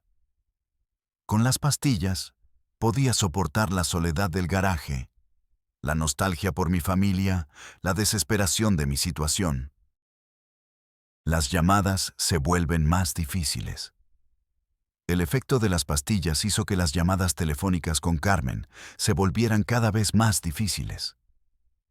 A veces me quedaba callado en medio de las conversaciones, perdido en mi propio mundo nublado. Otras veces hablaba muy lento, arrastrando las palabras de una manera que Carmen notó inmediatamente. Miguel, ¿estás tomando? Swing preguntó una noche después de una conversación particularmente confusa. No, mi amor, estoy muy cansado del trabajo. Le mentí. Solo estoy muy cansado. En parte era verdad. Estaba cansado hasta los huesos, cansado de una manera que el sueño no podía curar. Los niños también comenzaron a notar que algo había cambiado. Papá suena raro, le dijo Miguel Jr. a Carmen después de una llamada, según me contó ella más tarde. Sí, le respondió Carmen. Papá está trabajando muy duro. Pero yo sabía que ella también se había dado cuenta de que algo estaba mal. Las conversaciones se volvieron más cortas y más espaciadas. Antes hablábamos todos los días, pero con las pastillas, a veces se me olvidaba llamar. O llamaba muy tarde, cuando Carmen ya se había acostado. O llamaba pero no tenía nada coherente que decir. Así que la conversación terminaba rápidamente. ¿Cuándo vas a venir de visita? Zrenia me preguntaba a Carmen cada vez con menos esperanza en la voz. Pronto, le respondía yo. Pero la palabra había perdido todo significado. Pronto se había convertido en nunca, y ambos lo sabíamos aunque ninguno lo dijera. El momento de darse cuenta. El momento en que me di cuenta de que mi vida se había descontrolado completamente, llegó una noche de noviembre, después de 2 años y 8 meses en Estados Unidos. Había regresado al garaje después de trabajar 14 horas. Había tomado 3 pastillas para el dolor y había llamado a Carmen como de costumbre. Durante la llamada, Esperanza, que ya tenía 2 años y medio, comenzó a llorar en el fondo. «Dile que se calle», le grité a Carmen con una agresividad que me sorprendió incluso a mí.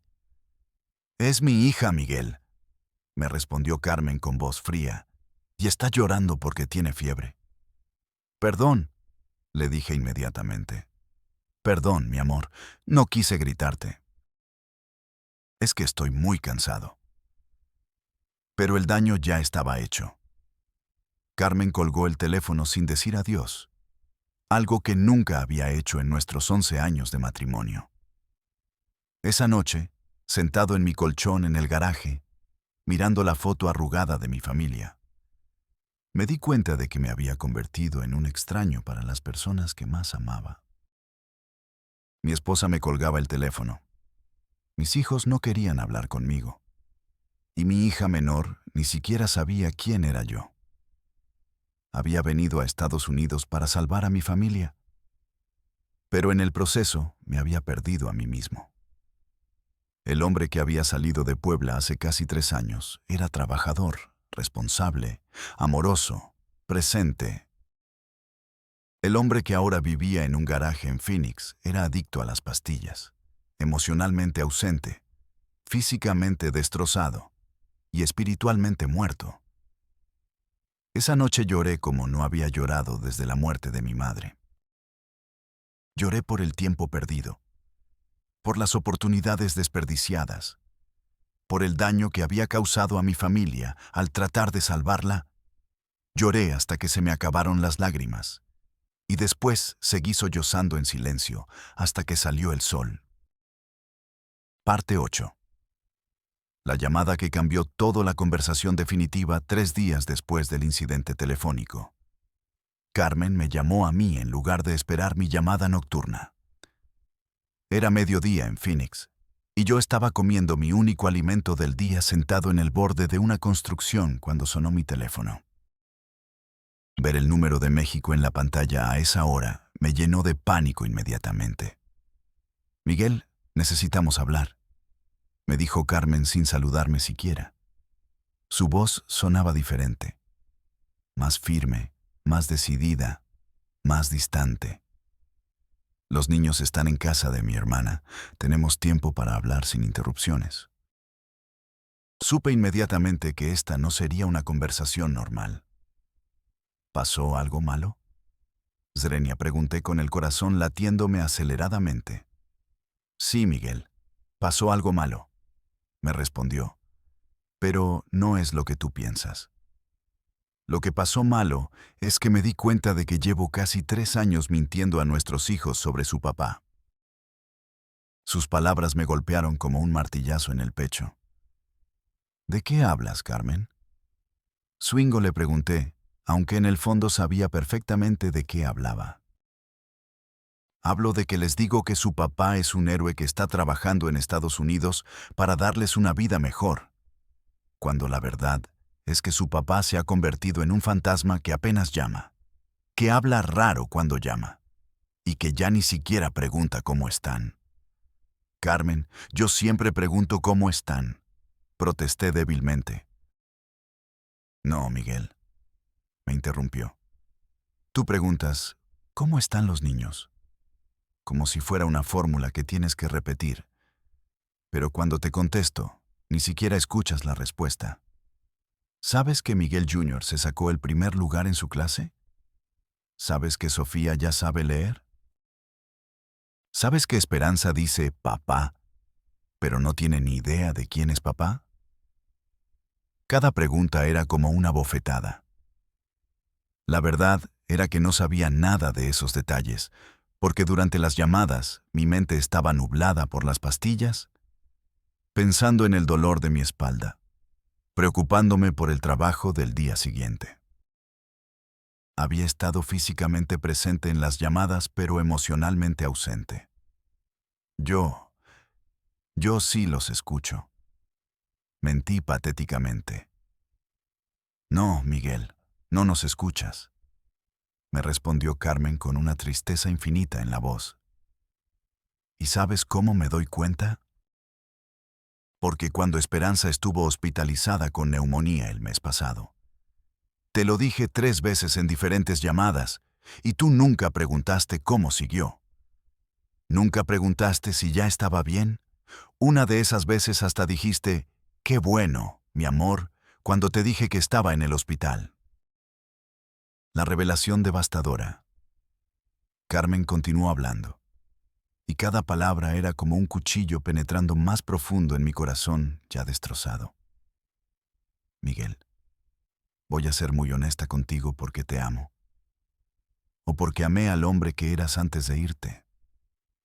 El hombre que se fue hace 3 años era mi esposo, el padre de mis hijos, mi compañero de vida. El hombre que me habla por teléfono ahora es un extraño que suena drogado y que actúa como si nosotros fuéramos una obligación, no su familia. No estoy drogado, le dije automáticamente. Pero mi voz sonó poco convincente hasta para mí mismo. Miguel, por favor, no me insultes negándolo, me respondió Carmen. He estado casada contigo 11 años. Sé cómo hablas cuando estás cansado. Sé cómo hablas cuando estás triste. Sé cómo hablas cuando estás enojado. Pero esta manera de hablar lenta, arrastrando las palabras, quedándote callado en medio de las conversaciones, eso es nuevo. Y no soy tonta. La conversación tomó un giro que nunca había anticipado. Los niños me preguntan por qué papá ya no los quiere, me dijo Carmen. Y esas palabras me rompieron completamente. Yo les digo que sí los quiere, que está trabajando para ellos. Pero es cada vez más difícil convencerlos cuando ven que mamá llora después de hablar contigo. ¿Lloras después de hablar conmigo? Srenia, le pregunté, sintiendo como si me hubieran vaciado por dentro. Sí, Miguel. Lloro después de cada llamada, me confesó. Lloro porque siento que estoy hablando con el fantasma del hombre que amé. Lloro porque mis hijos están creciendo sin padre. Lloro porque me siento como una viuda. Pero mi esposo no está muerto. Está perdido en un país que se lo tragó. Carmen hizo una pausa, y yo podía escuchar su respiración entrecortada a través del teléfono. Cuando continuó hablando, su voz tenía una firmeza que no había escuchado antes. Miguel, necesito que tomes una decisión. O regresas a casa en los próximos 3 meses y volvemos a ser una familia, o acepta que ya no tenemos matrimonio y dejamos de lastimar a los niños con esta farsa. El ultimátum. Carmen, no es tan fácil, le dije desesperadamente. No puedo simplemente dejar todo y regresar. Necesito más tiempo para juntar dinero, para asegurar que tenemos un futuro estable. Pero incluso mientras decía las palabras, sabía que sonaban huecas y repetitivas. ¿Más tiempo? Srenia, me preguntó Carmen con una risa amarga. Miguel, ya pasaron casi 3 años. ¿Cuánto tiempo más necesitas? ¿5 años? ¿10 años? ¿Hasta que Esperanza se gradúe de la universidad sin haber conocido a su padre? Es que aquí las cosas no son como pensé. traté de explicarle. Cuesta mucho dinero vivir, y no he podido ahorrar tanto como planeaba. Era la primera vez que le daba una pista de que mi vida en Estados Unidos no era el éxito que le había estado vendiendo. Miguel, ¿en qué vives? Me preguntó directamente. Y no me vengas con el cuento del departamento bonito. Quiero la verdad. ¿En qué vives? Su pregunta me tomó completamente desprevenido. Durante 3 años había mantenido la mentira de que vivía cómodamente, que tenía un apartamento bonito, que comía bien. El silencio se alargó entre nosotros. Podía escuchar el ruido de la construcción detrás de mí, el tráfico de Phoenix, los gritos de mis compañeros trabajando. En contraste, podía imaginar a Carmen en nuestra casita en Puebla, sentada en la mesa donde habíamos desayunado juntos miles de veces, esperando una respuesta honesta después de 3 años de mentiras. Vivo en un lugar pequeño, le dije finalmente, incapaz de confesarle la verdad completa sobre el garaje. ¿Qué tan pequeño? Zrenia, insistió Carmen. ¿Un cuarto? ¿Un estudio? Es complicado de explicar, balbuceé. Pero estoy bien, tengo lo que necesito. Miguel, escúchame bien, me dijo Carmen con una voz que no admitía argumentos. Tienes hasta el 1 de marzo para regresar a casa. Son 4 meses. Si no regresas para esa fecha, voy a asumir que has decidido que tu vida allá es más importante que tu familia acá. Y voy a actuar en consecuencia. La amenaza real. ¿Qué significa actuar en consecuencia? Swingo, pregunté, aunque tenía miedo de escuchar la respuesta. Carmen suspiró profundamente antes de responder, como si estuviera reuniendo fuerzas para decir algo que no quería decir. Significa que voy a dejar de esperar, me dijo con una tristeza infinita. Significa que voy a empezar a vivir mi vida como la mujer soltera que he sido durante los últimos 3 años. Significa que voy a dejar de mentirles a los niños sobre cuándo va a regresar papá. Y significa que si algún día apareces por aquí, vas a encontrar que tu familia aprendió a vivir sin ti. Sus palabras me aterrorizaron más que cualquier accidente de trabajo, más que cualquier amenaza de deportación, más que cualquier problema que hubiera enfrentado en Estados Unidos. Carmen, no puedes hablar en serio, le dije con voz quebrada. Somos una familia, somos marido y mujer. Tenemos 3 hijos juntos. No, Miguel, me corrigió. Tú y yo fuimos marido y mujer. Ahora yo soy una madre soltera que cría 3 niños sola. Y tú eres un hombre que vive en Estados Unidos y que manda dinero a una familia que conoció hace mucho tiempo. Eso no es un matrimonio, Miguel. Eso es una transacción comercial. La cruel precisión de sus palabras me dejó sin aliento. Pero yo los amo, le dije desesperadamente. Amo a los niños, te amo a ti. Todo lo que hago es por ustedes. Puede ser que nos ames a tu manera, me respondió Carmen. Pero amar no es solo sentir, Miguel. Amar es estar presente. Amar es conocer a tus hijos.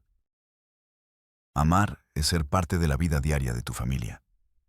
No una voz extraña que llama una vez por semana. Carmen hizo otra pausa, y cuando continuó, su voz tenía un tono final que me asustó. Miguel, yo también te amé. Te amé como nunca pensé que podía amar a alguien, pero ya no puedo seguir amando a un recuerdo. Ya no puedo seguir casada con una fotografía. Ya no puedo seguir diciéndoles a mis hijos que tengan paciencia, que papá va a regresar pronto, cuando ni yo misma creo esas palabras. La última oportunidad. 4 meses, repitió Carmen. Esa es tu última oportunidad de decidir si quieres ser esposo y padre, o si quieres seguir siendo un extraño que manda dinero. Y Miguel, por favor, no tomes esta decisión pensando en el dinero o en lo que vas a perder económicamente. Tómala pensando en lo que realmente importa. ¿Y si regreso sin dinero? Le pregunté. ¿Y si regreso sin haber logrado lo que vine a lograr? Carmen se rió con tristeza. Miguel, ¿qué viniste a lograr? ¿Dinero? Tenemos dinero. Tienes razón, no tenemos mucho, pero tenemos suficiente para vivir. Lo que no tenemos es familia. Lo que no tenemos es felicidad. Lo que no tenemos es amor presente, diario, real. Pero los gastos médicos, la educación de los niños, la casa. Component placement comencé a enumerar, pero Carmen me interrumpió. Miguel, ¿sabes cuánto costó la hospitalización de Esperanza el mes pasado? 3,000 pesos. ¿Sabes cuánto mandaste tú ese mes? 8,000 pesos. Tenemos dinero, Miguel. Lo que no tenemos es padre para nuestros hijos.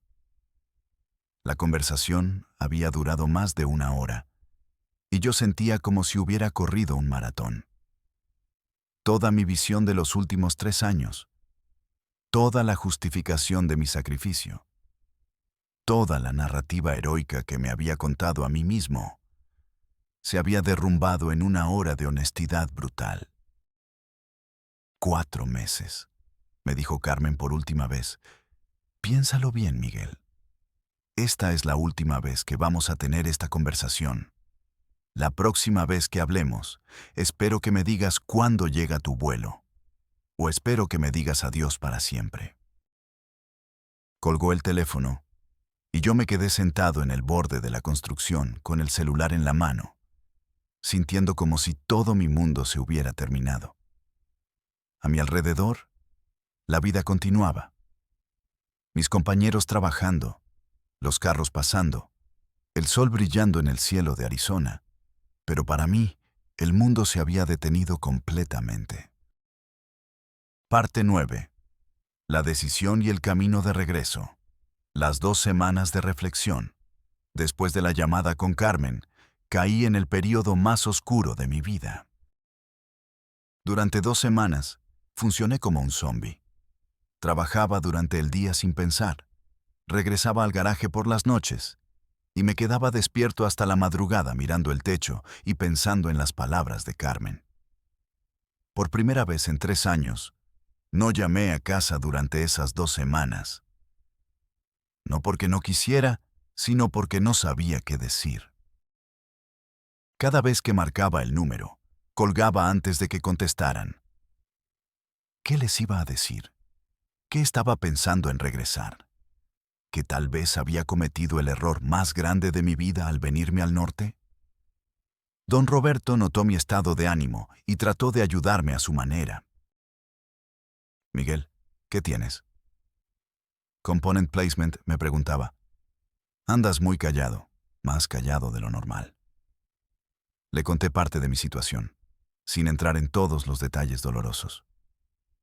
Compadre, me dijo después de escucharme. Yo llevo 15 años aquí y he visto a muchos hombres como tú. Los que se quedan muy tiempo sin regresar, pierden más de lo que ganan. Pero tengo que pensar en el futuro de mis hijos, le expliqué, repitiendo el mantra que había estado usando para justificar mi estancia. ¿Cuál futuro? Swingue preguntó don Roberto. ¿El futuro donde crecen sin conocer a su papá? ¿El futuro donde tu esposa se acostumbra a vivir sin esposo? Compadre, el dinero se puede ganar en cualquier lado, pero el tiempo perdido con la familia no se recupera nunca. Sus palabras resonaron en mi mente durante días. Había otros hombres en el barrio que llevaban 5, 10, 15 años en Estados Unidos. Los veía en las tiendas, en las esquinas, en los trabajos, y todos tenían la misma mirada. La mirada de hombres que habían venido por 2 años y se habían quedado 1 década, perdiendo familias enteras en el proceso, haciendo cuentas reales. Una noche, sentado en mi colchón con una libreta que había comprado en la tienda de la esquina, decidí hacer cuentas reales por primera vez en 3 años. No las cuentas optimistas que hacía cuando hablaba con Carmen, sino las cuentas brutalmente honestas de mi situación financiera real.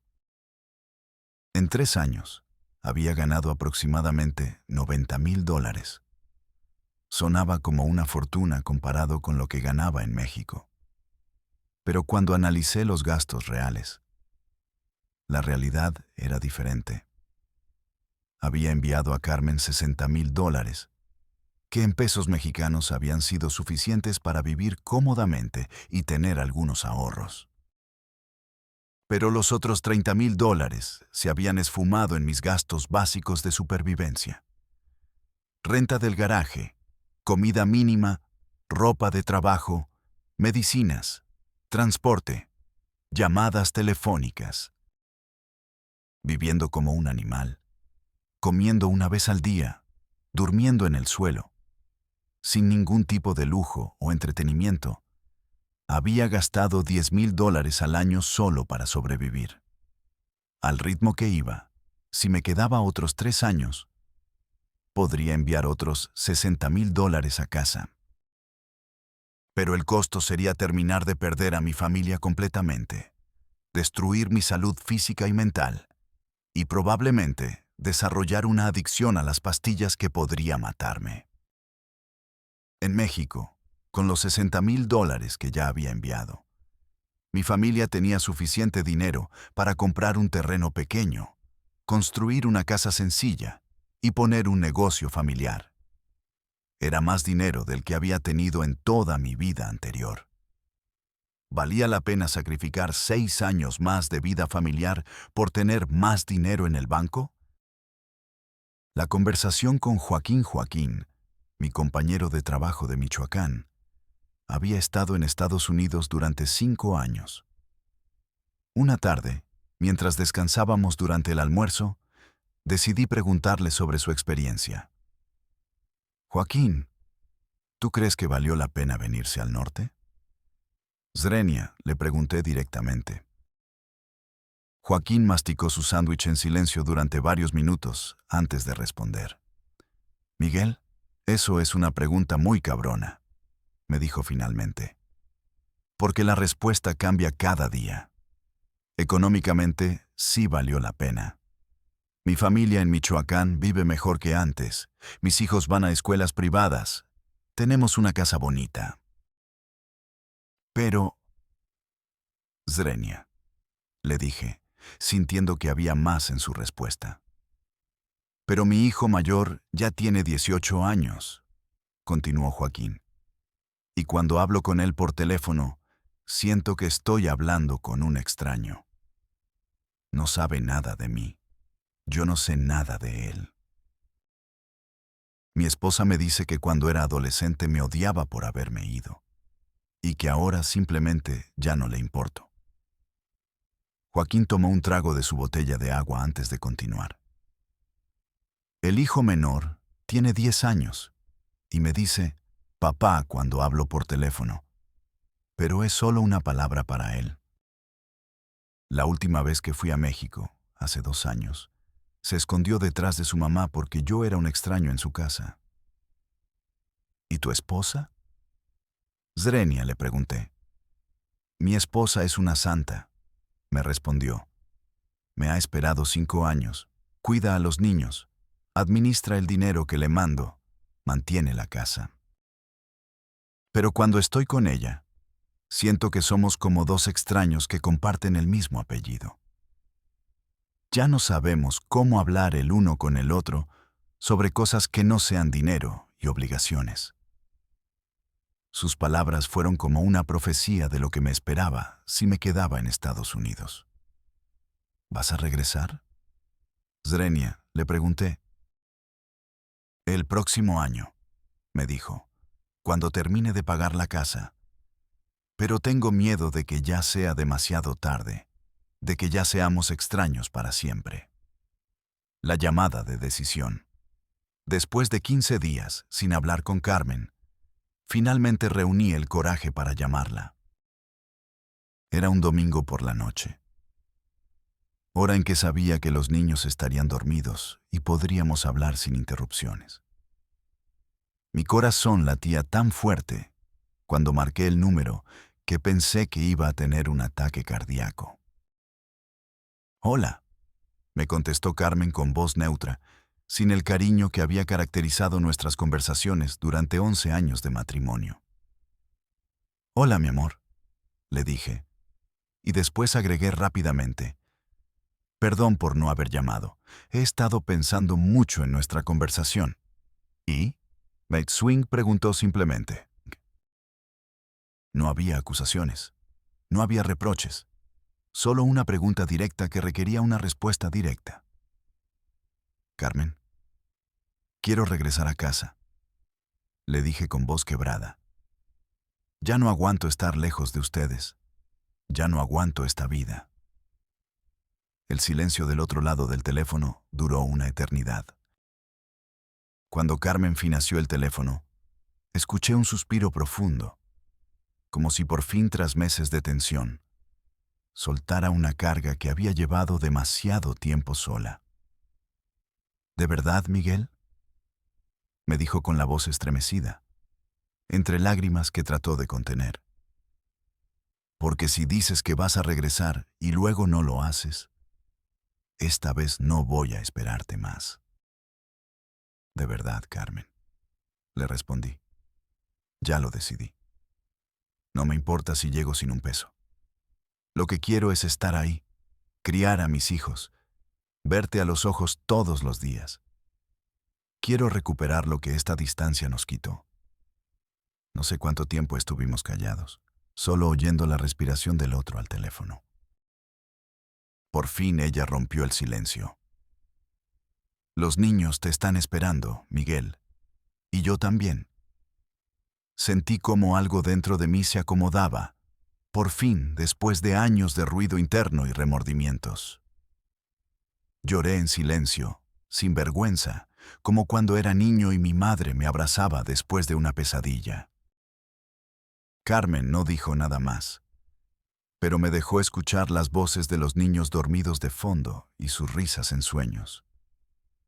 Ya vete a dormir, me murmuró como solía hacerlo antes de irme al norte, y colgó. El regreso todo sucedió más rápido de lo que pensé. En las siguientes semanas, me despedí de los pocos compañeros que tenía. Vendí lo poco que había acumulado: el colchón, la hornilla, la hielera, y arreglé mi regreso con ayuda de don Roberto y algunos conocidos que cruzaban de vuelta por Nogales. El último día en el garaje, empaqué mi foto familiar y el rosario de mi madre.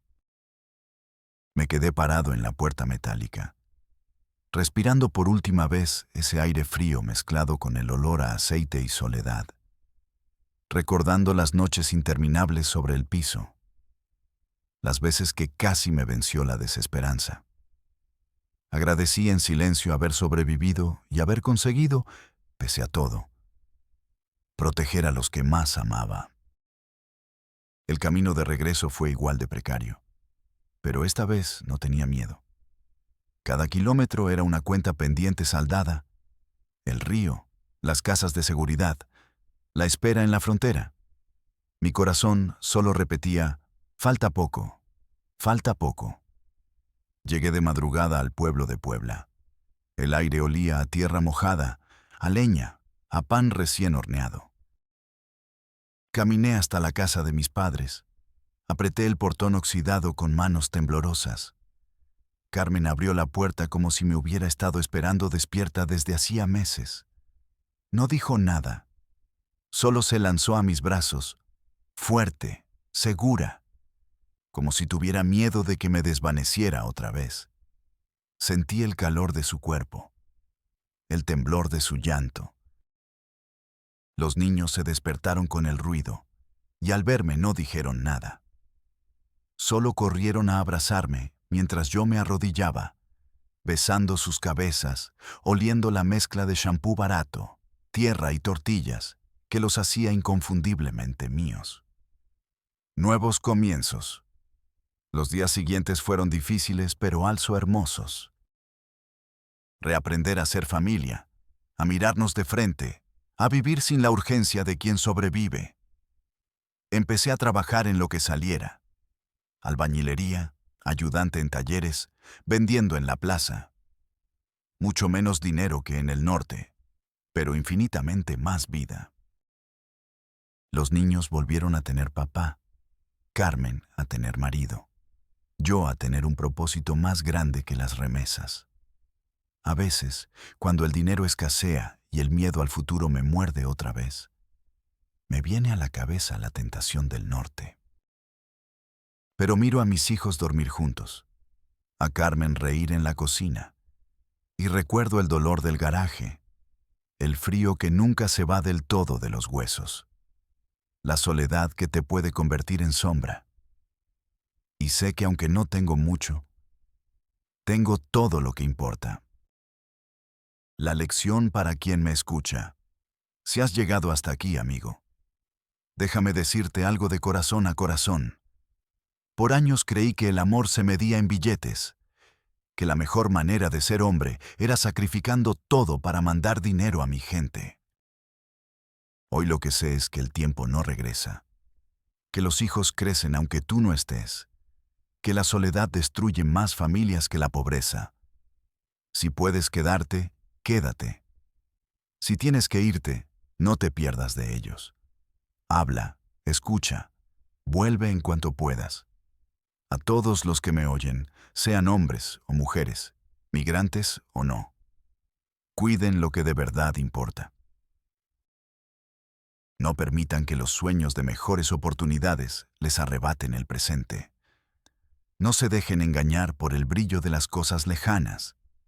Las verdaderas riquezas no están en los dólares, sino en la mesa compartida, en la risa de los hijos, en el abrazo de quien te espera. Si tienes una historia como la mía, compártela. Somos millones, pero cada historia puede salvar a alguien de cometer los mismos errores. Deja tu comentario, suscríbete si esto te llegó al corazón y, sobre todo, vuelve a casa cuando puedas. Porque al final, la casa siempre es lo que importa. Gracias por escuchar mi historia, que parece la de uno solo, pero es la de muchos. Hoy, por fin, puedo decir que no soy solo la sombra de un migrante. Soy padre, esposo y hijo. Y eso, nadie me lo quita.